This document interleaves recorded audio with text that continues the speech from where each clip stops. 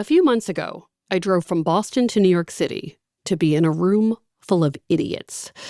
Absolute fools. At least, they were trying to be.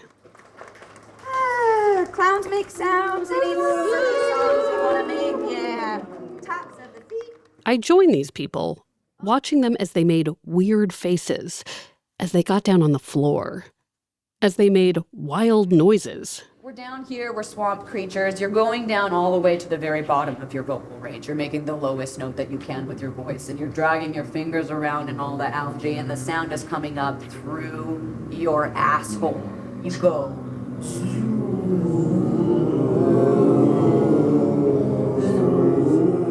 Ew, you're so gross. Then, we're coming up to this level here. This was a clown class taught by Tally Medell, a performer you might know from the Oscar-winning movie Everything Everywhere All at Once. They play Becky, the partner of Stephanie Hsu's daughter character in the movie. Hi, honey. Hi, Mr. Wong. Hi, Becky. Thank you for coming.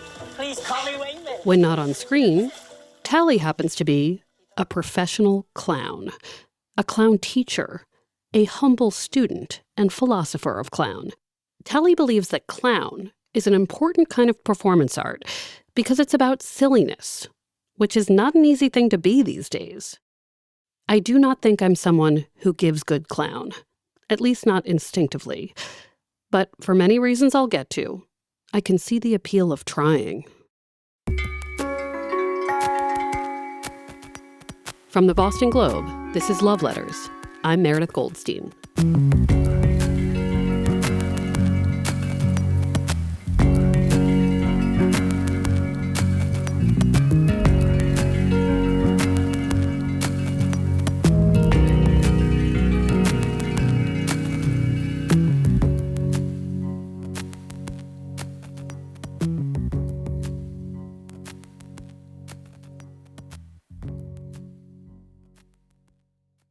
Welcome to Season 10. I'm thrilled to be here, emotional to be here, grateful that you've returned or that you're joining for the first time. Longtime listeners might remember that when we started the Love Letters podcast, we spent an entire season trying to answer one question. During Season 1, we asked, how do you get over a breakup? And over 8 episodes, I think we got some answers. In Season 2, we asked, how do you meet someone? And again, I was pretty satisfied that we came up with somewhat of a guide. In this season, we're going to answer a question that's been on my mind, especially over the last few years. That question is, can people really change? Can I change? Can you change? Or are we all just spinning our wheels, trying to be different and better and optimized, when really we're just humans who will repeat the same behavior over and over until we're done, for better or worse? I've always been an optimist when it comes to positive change. I believe change is possible and have had faith in people's ability to grow and improve. In the context of relationships, I have never believed that cheaters always cheat. I do not assume we're stuck in our ways. But sometimes I do have doubts, because I know I pull some of the same shit in 2024 that I did in 2014, even though I've tried to change. And when letter writers come to the Love Letters advice column and ask, can I get better at relationships? Or can the person I love become someone new? I don't always know what to say. So let's figure it out together. Over the course of this season, we'll have people telling stories about change, how it happened for them or didn't. As you listen, please call in. You can tell us your stories of change, how you define change, and what you think about the stories you hear. Our fancy new phone number is 401-484-0590. Our first story of the season is about someone who changed, not by choice, and then figured out how to change again. Her story is what brought me to that clown class in the first place. It's complicated, but she can explain. Let's start with an introduction, and I promise we'll get back to the clown of it all. Hi, my name is Funmi Adejobi. My pronouns are she, her. I'm a writer, a copywriter, and a filmmaker. I'm in my office right now, which is in Lower Manhattan, but I normally am in Brooklyn. Funmi, who is 30, is a lifetime New Yorker. My parents are Nigerian, and they immigrated here when they were in their teens by themselves. And my sister and I have just one sister, grew up in New York, in Queens. My family's like really, really close. So it was always just my parents and then my younger sister, who's only 2 years younger than me, and my grandma, who lives with us. She's in her mid-80s. I always thought that I was going to be a doctor or a scientist of some sort because that's what Nigerian children are. They're doctors or lawyers or engineers, and it's very upsetting when you're not. Tell me when you were a kid what you thought your adult romantic life would be like. When I got to like middle and high school and the boys' schools and the girls' schools started mingling, so my school is predominantly white and really, really small. And there like was a clear beauty standard that I just wasn't. So I would have crushes on people and they would never have crushes on me back.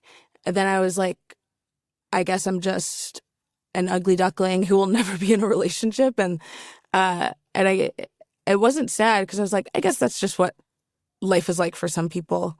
And then I graduated and went to college. And it was still a very white college, but things were different. Going to college changes a lot of things for Funmi. She starts to realize maybe she's not meant to be a science person. When I went to college, I took like in my first semester, like an Africana studies class / a 200 level English class. And it was so good and so fun. And I was really good at it. And I remember I came home for like Thanksgiving break and my mom was like, so what are you majoring in? And I was like, English. I think I'm going to be an English major. And her next words were, and? The more Funmi pursues what she likes, the more she thrives. And she realizes that some of this is about the privilege to do what she wants.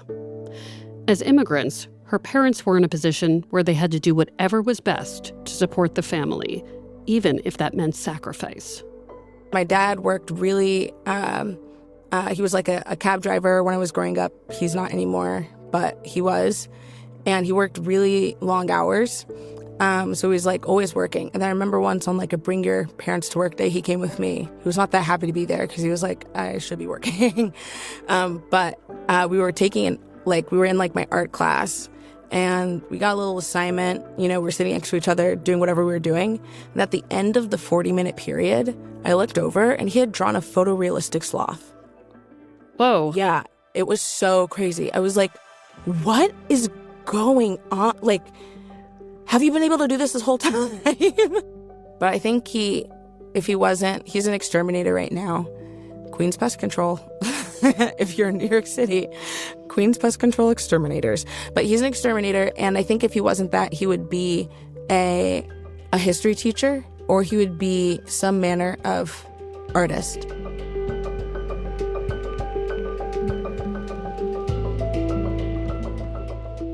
Funmi graduates. She goes into her early 20s, living a life her parents made it possible for her to have.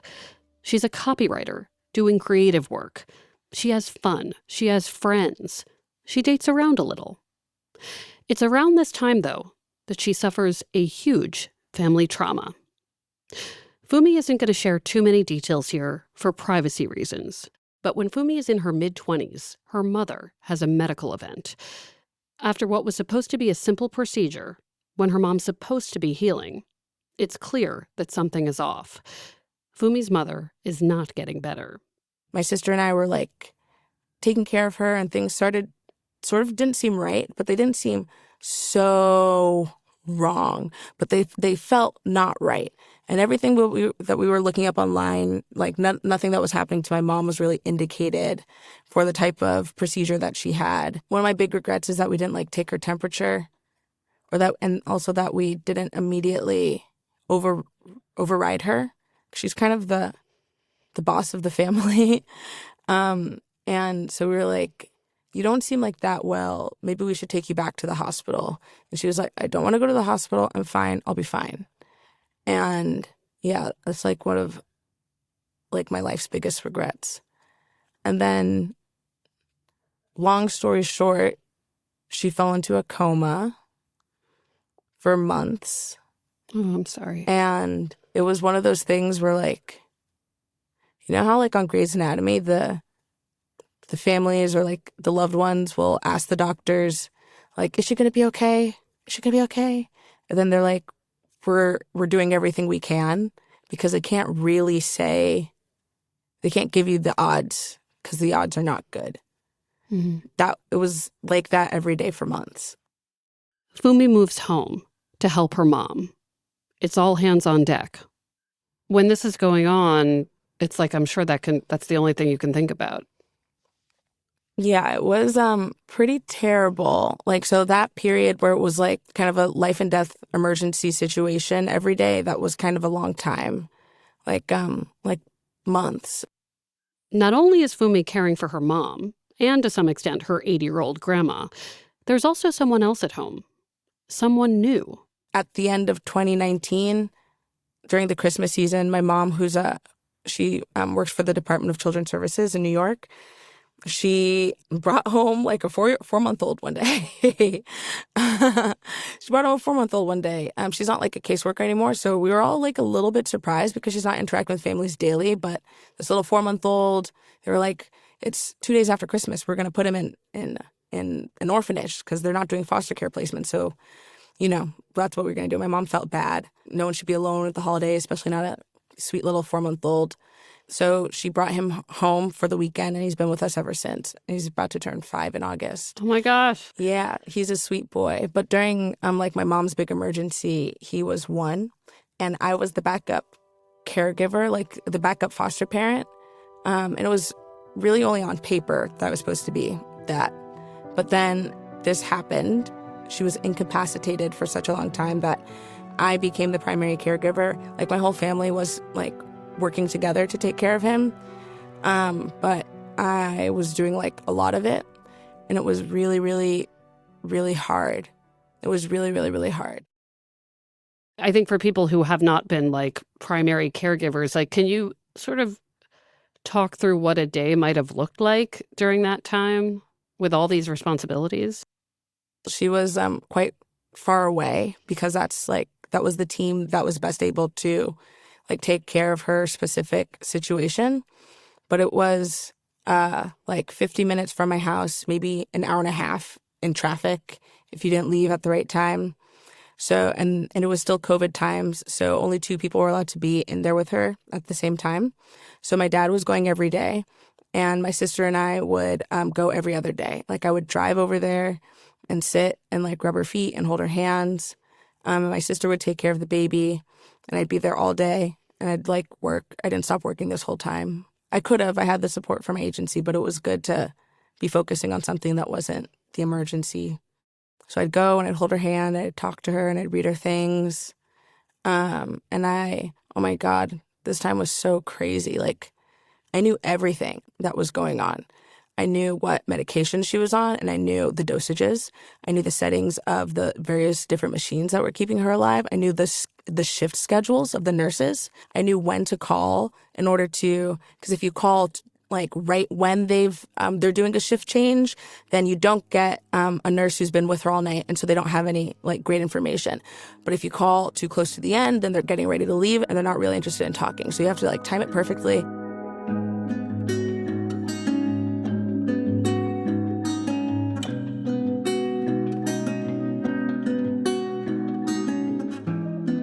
Anyone who's been a caregiver like this knows how this goes. It's your whole life. Your brain is totally focused on a loved one, so much that everything else falls away. Funmi, her sister, and their dad are all over this, taking turns with Fumi's mom, a baby, and a grandma in the house. And eventually, there's positive change. Fumi's mom starts to respond to a new way of treating her problem. And after being in a coma for so long, she wakes up and she starts to get better. Suddenly, things are hopeful. Funmi is 26 when her mom regains some independence. And my God, it is so nice to tell you that this story with her mother has a happy ending. But here's the complicated thing. Even though Funmi's life is starting to calm down, and the emergency of it is all over, Funmi herself has changed, and not for the better.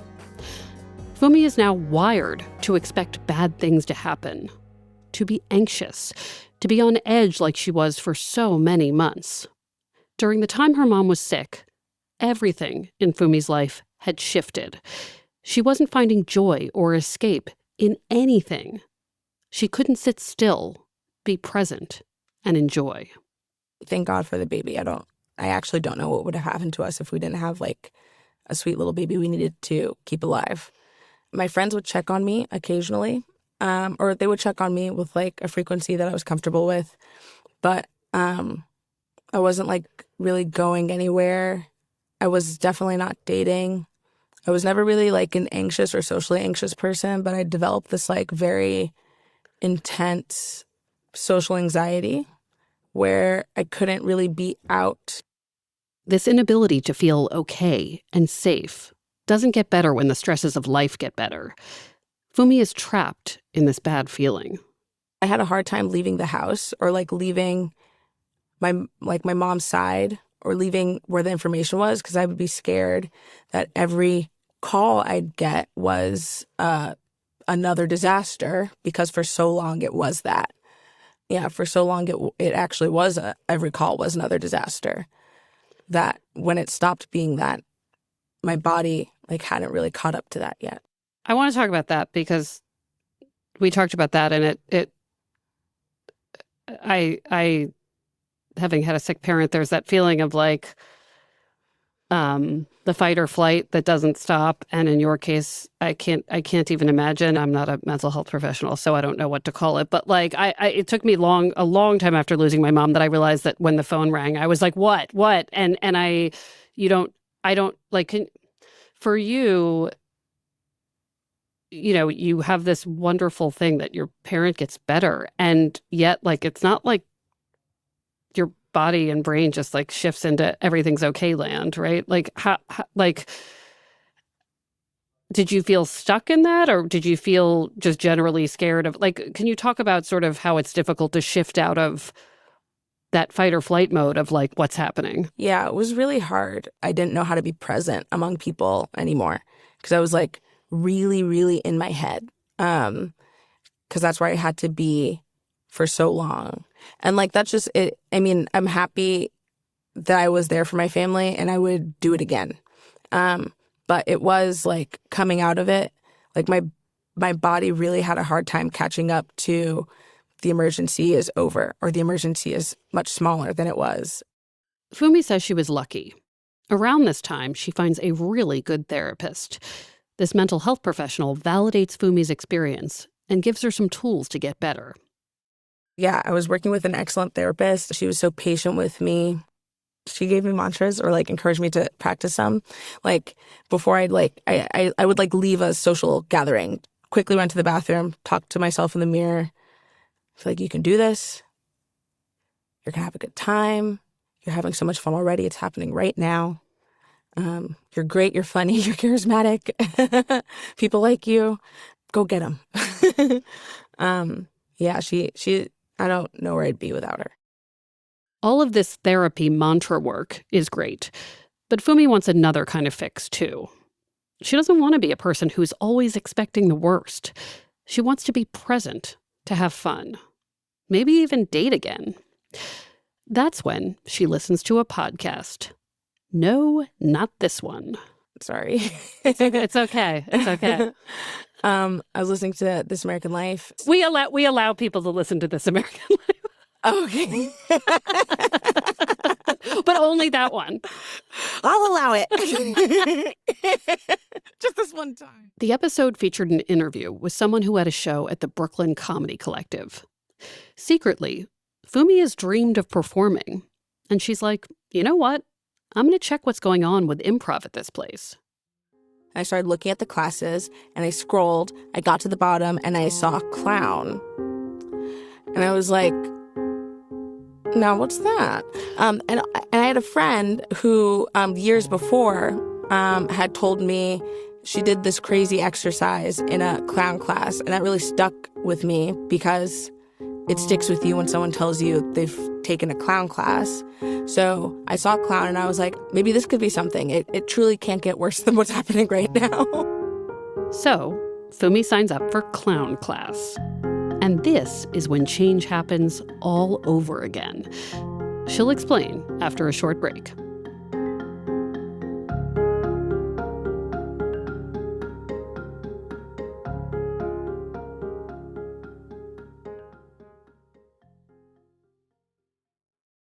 Here at Life Kit, NPR's self-help podcast, we love the idea of helping you make meaningful lifestyle changes.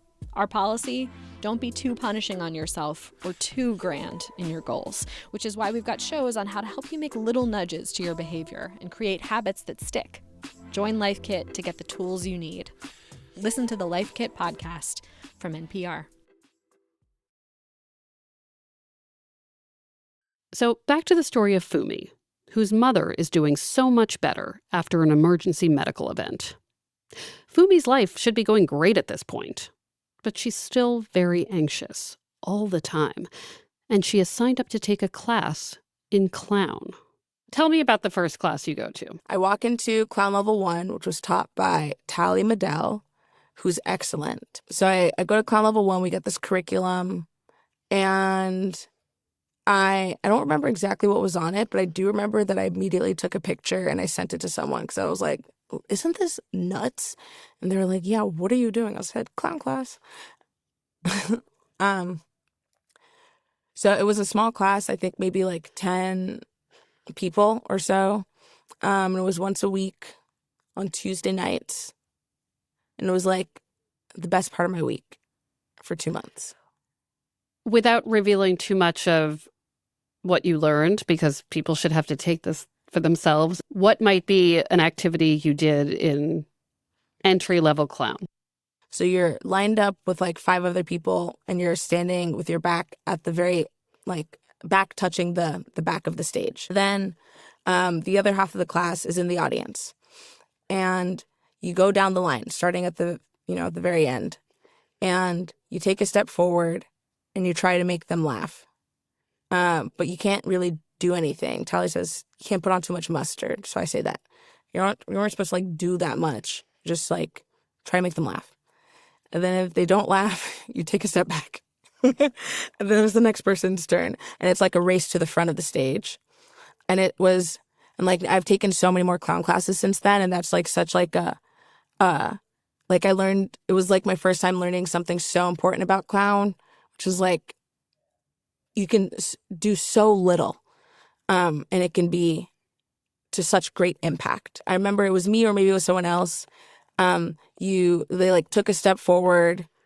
They tried to do something. There was no laugh. And then they got sad. I got like visibly sad. And then that got a laugh. The pathetic response to their attempt. Exactly. It was so funny. And then I had stepped back. I got a laugh. I stepped back. I stepped forward again. And then if you get a laugh, you can do it again. So I'd step forward again. And then I was still milking that laugh. And then I'd step forward again. But, the rhythm had changed. Clown's like all about your relationship to the audience. And it's about your present moment as it relates to you and what you're feeling. And you're trying to externalize what's happening internally. And you're also encouraging the audience to do that. So they're taking you in at face value and you're taking them in at face value. And sometimes the vibe shifts. So something that worked 1 second ago won't work again. Funmi says that being called stupid or foolish in clown class is actually a great compliment. A word like dumb that can be ableist elsewhere is high praise when you're a clown. I also have a practical question, which is about, it is you clown, you are a clown, you behave like you're not clowning around, to clown, this is how we say it, does clown, how do, what's the... I do clown, I am a clown, but I usually say, I clown. I clown. That's what clowns say. Okay. If someone's like, do you do clown? You know that they're maybe like not like they're not in the community. But if they say like, do you clown? Then maybe they know a little something. I want to rewind again for a second and ask you, what was your relationship to clowns in general growing up? Are you like a, oh no, it's a scary clown? Are you a, I love clowns? Like, what had been your clown relationship? I was indifferent, but if anything, bigoted in that like in that like I was like, oh, a clown like Ronald McDonald, red hair, striped pants, face paint, and I've come to understand that that's a stereotype of a clown.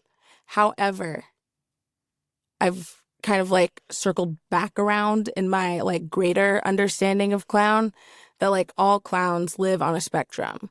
So even though that's not my variety of clown, I actually would love to do a children's show. Kids, like clown, the whole point of clown is to like get back in touch with your 4-year-old, the you who you were at your most present, at your most playful, at your most willing to like find a game in anything. Anyone who's ever been around a toddler for any length of time will just watch them go from game to game to game to game. If it stops being interesting, they drop it. They'll find games out of nothing. It's like it's such a beautiful thing to watch. Funmi realizes as she takes the class that she is the perfect model for clown. There's a child in the house being a little weirdo in the best ways. He just sits around like the baby he is, having fun. The baby was such a blessing for so many reasons. Like, first and foremost, when my mom was in a coma after she came out, she said, I knew I had to take care of him, so I had to come back. And then as I like began my clown journey, like he is the most brilliant clown I know. He is. He is so freaking smart. It's unbelievable. He is my muse. He's my muse. And getting to be around him as he plays is just, it's the best thing in the world. The more Funmi does clown, or clowns, the more she realizes that clown, as a verb, seems to be changing her. What was reset in her mind during a terrible, scary year is shifting again, because she's starting to become more present. You can't clown without being present. It's not possible. So it is really difficult to like tap into. But once you start to get it, it gets easier and easier to like live there rather than visit there. I didn't know that like this is what clown was going to be when I started. I was just hoping to do something fun. The big problem I was having was that I felt completely dissociated from my life. And I've since learned that I was going through PTSD and et cetera, et cetera. But like I was feeling extremely separate from myself. And then clown brought me back to myself in a way that I wasn't sure I ever would be able to. The family trauma had changed Funmi, turning her into someone who couldn't just be. But as a clown, she's better with friends, work, and on dates. Funmi tells me that if a clown isn't enjoying what they're doing, they pick up and do something else. Imagine dating that way, with the purpose of enjoying the process. I was stopping to smell the flowers, like everywhere, and with everyone. I was asking more questions. I was genuinely curious, or more genuinely curious about the people around me. I was approaching everything with curiosity, because that's what a child does. I was sometimes intentionally naive. I think that's a good thing. I was doing a lot less assuming of anything and a lot more taking a thing at face value. I'd find myself more and more getting into these conversations with people that ended up being so much longer than maybe I would have anticipated. Funmi moves out of her family's house again, which makes it easier to date more. Clown helps her move from one person to the next, knowing when to cut ties, because clowns are very honest. So, like, I'm deep in my clown era, and I'm well into my, like, healing journey with my therapist. And I'd had a couple hot girl summers under my belt. I was feeling really whole. And like something my therapist had really helped me do like a lot of was figuring out the kinds of things that make me happy and doing them. And like filling my cup. I was doing a much better job than I ever had of filling my cup and feeling like complete on my own. And I wasn't like healing like a romantic wound. I was healing like a kind of a different and perhaps worse wound where I felt like I had unknown myself. And then one night, Funmi is on Hinge, swiping like usual. No big deal. I do this thing on Hinge where I forget it exists. It's just so exhausting to use. So I like don't use it except for like twice a month. For 2 days, I will, like once a month for 2 days, I will furiously swipe, talk. And then I'm like, this was a lot, no more. And in one of those phases of swipe, talk, I match with this guy. The guy asks a nice question. What's bringing you joy lately?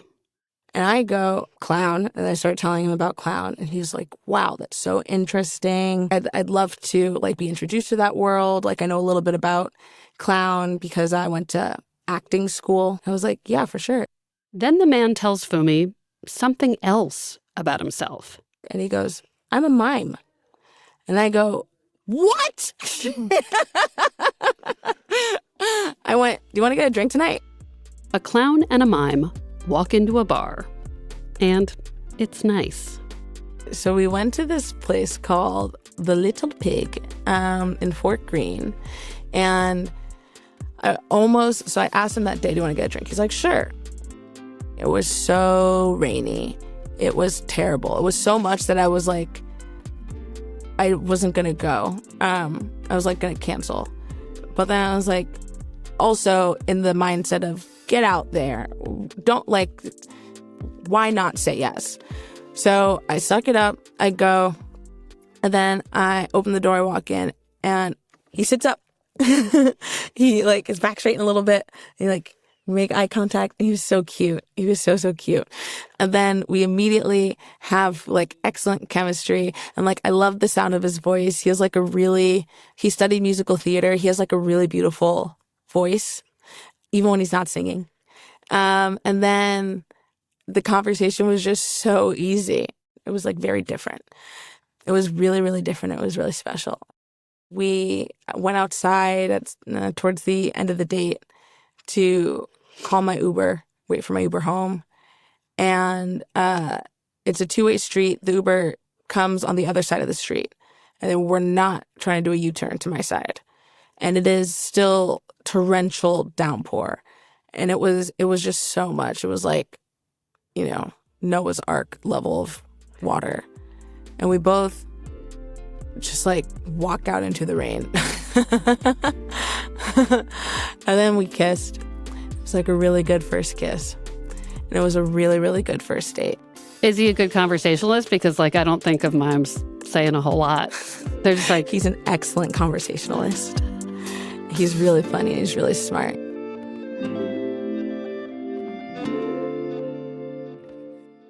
So I checked in with Funmi before releasing this episode. She told me that after months of dating, she and the mime had parted as friends. But here's a cool thing. She said that her clown training had made her better at breakups, too. She said she was able to recognize that it wasn't going to be forever. She gave herself time to grieve, and then she got right back up, like clowns do when there's a small flop. She told me this while smiling so big. Maybe clowning can save all of us. For the record, this effective clown on Funmi's appreciation of the moment and her learning to feel good again, it is a real thing. Dr. Stuart Brown, the founder of the National Institute for Play, was in his late 80s when he was interviewed for the Hechinger Report, which follows education. He told them that play is not frivolous and not just for kids, but something that is an inherent part of human nature. This is how the National Institute for Play explains it. Research shows that when mammals play, their brains are activated in a way that can change neuron connections in the prefrontal cortex, which impact emotional regulation and problem solving. Play can also release chemicals in the brain, including oxytocin, which helps regulate emotions and support social skills, and dopamine, a neurotransmitter that impacts memory, motivation, attention, and mood.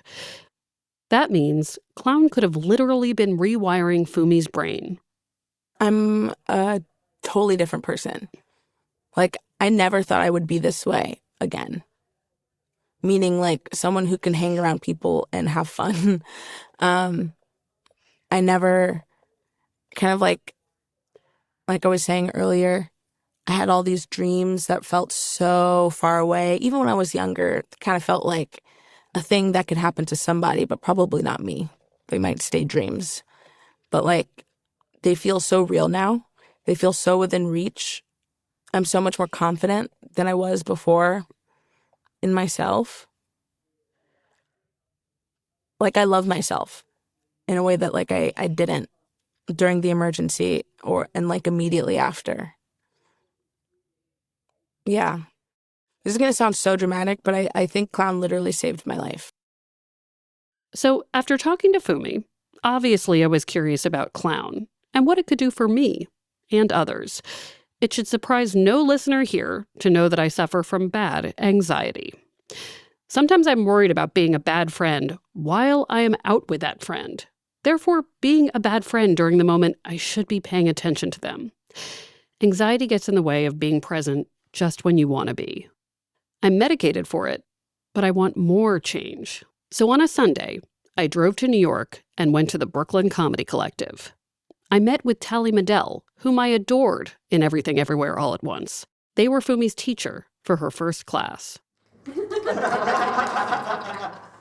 Here, Tally was getting ready to teach a clown drop-in class as part of a weekend called the Fun and Dumb Improv Festival.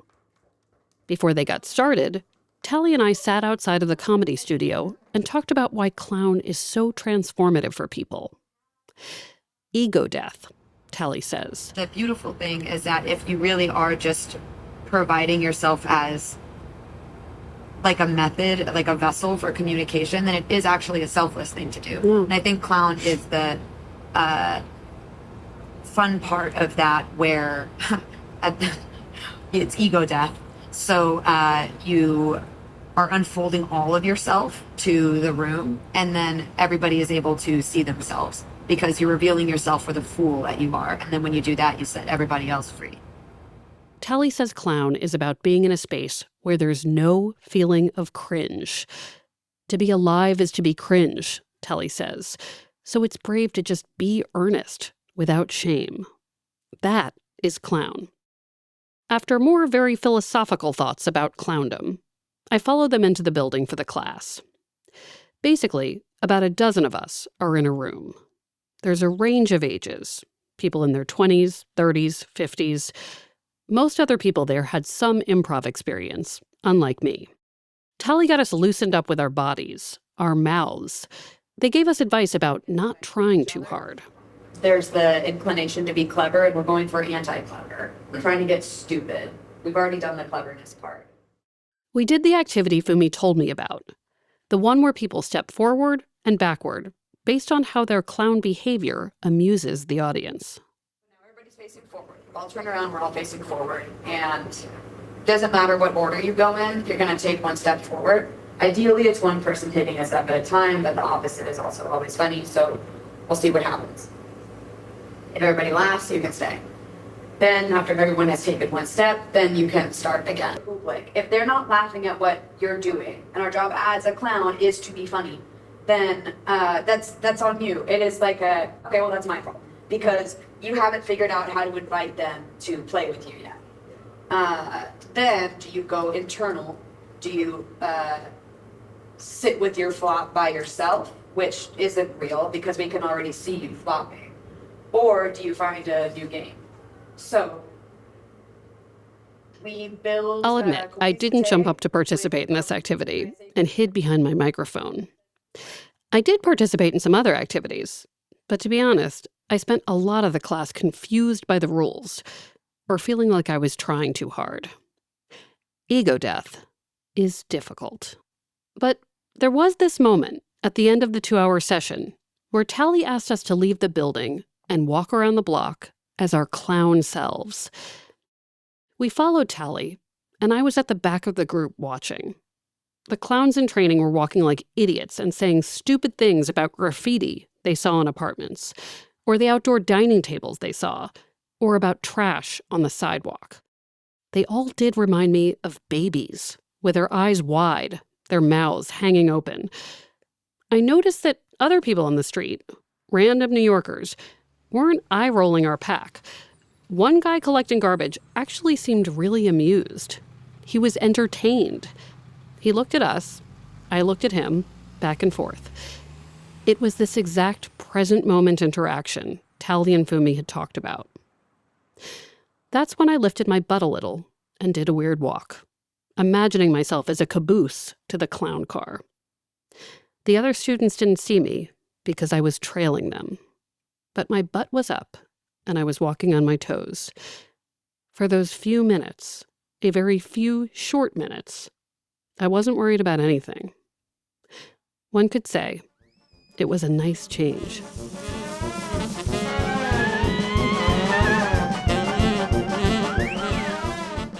Tally Medell teaches all kinds of clown. You can find out more at Tally Medell on Instagram. Funmi has been creating her own clown show.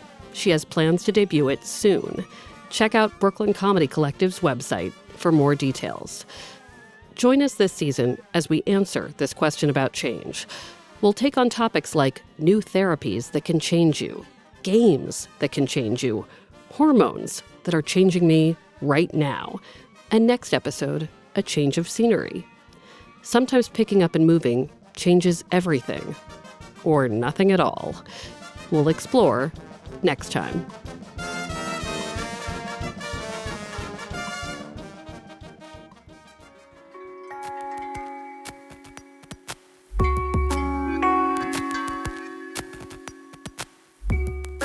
Love Letters is a production of the Boston Globe. Our producer is Christine Ahanatu. Our executive producer is Kristen Nelson. Uzair Ahmed does our audio mixing and mastering. Sound design by Christine Ahanatu. Maddie Mortel is our audience engagement manager.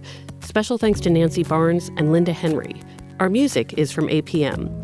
Remember, Love Letters is also an advice column.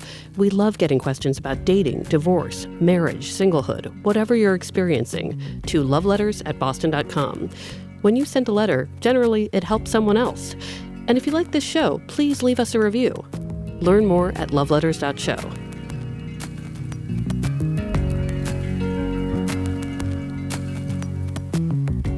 I really want you to write a version of Challengers where it's clowns, where they're just, it's like two guys and they're just like clowning hard against each other. Okay. There were moments of clown in that movie. I'm Meredith Goldstein. Thanks for listening.